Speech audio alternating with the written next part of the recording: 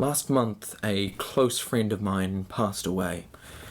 I'm talking, of course, of conventional tax and spend government. Yes, tax and spend government, the foundation of society, and the only thing that's not bigger in Texas. It's been struggling a bit for the last 30 years, but last month the machine that goes boop, boop, boop, finally went boop. But with death comes new life. So ladies and gentlemen, happy birthday to social bonds!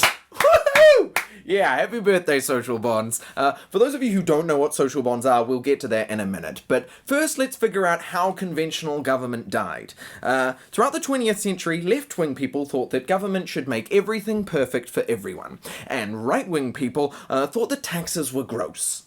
Eventually, both the left and the right agreed that they were both correct. Government should be a magical fountain of eternal joy, and government should never take any risks with our precious, precious tax dollars.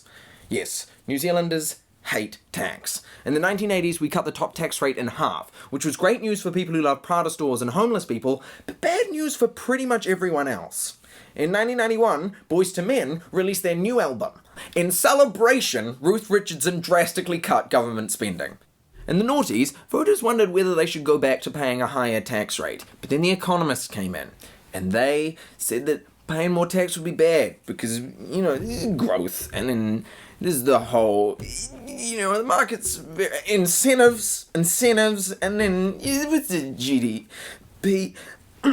With voters refusing to pay more taxes, and with the media making sure that the government didn't risk a single taxpayer dollar, National said, fuck this, and started paying private companies to run the country instead.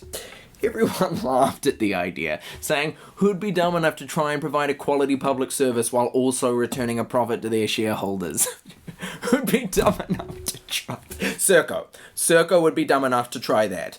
Yes, Serco. Once called by The Guardian the biggest company you've never heard of, Serco pretty much runs everything. Serco will soon be the largest operator of private prisons in the UK. Serco are also the largest air traffic controllers in the world. In fact, they look after Britain's entire nuclear arsenal. Serco is now bidding to control the nighttime, the colour magenta, and the feeling of hope. Serco, we probably own it. In New Zealand, Serco started managing Mount Eden Correctional Facility in May 2011, and by 2012 it had managed to fail its targets by 40%. I must note that Serco has not been failing its targets by 40%. Rather, as at April 2012, they had failed 40% of their targets.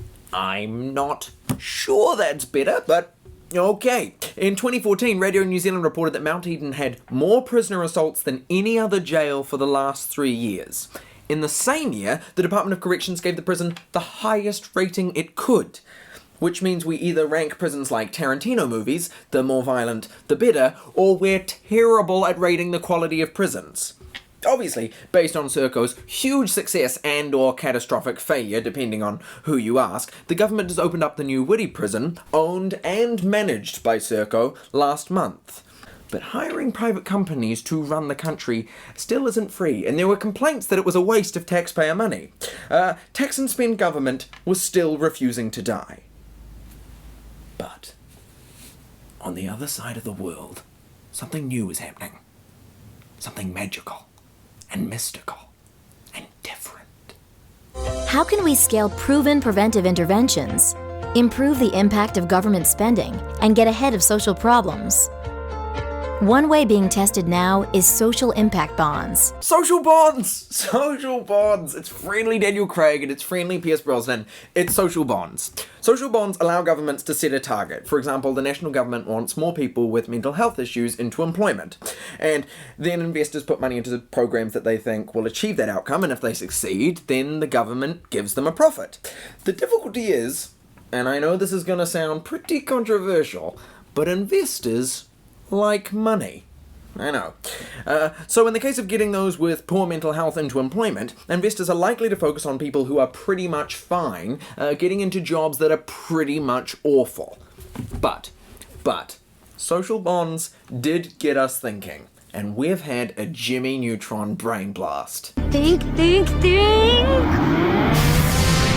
Here's the idea, and it's a little bit confusing, so stick with me, Okay, it's an organization that invests in innovative programs to achieve social outcomes, and it seeks a return from the taxpayer in every dollar it invests. But here's the crazy bit. In order to make sure that it represents every New Zealander, every citizen gets a vote on who runs the organization. Now, it's kind of a crazy idea, and we weren't sure what to call it. We were thinking the Social Investment Organization or the Happy Fun Time Club, but we've thought about it, and we think we're going to stick with the government.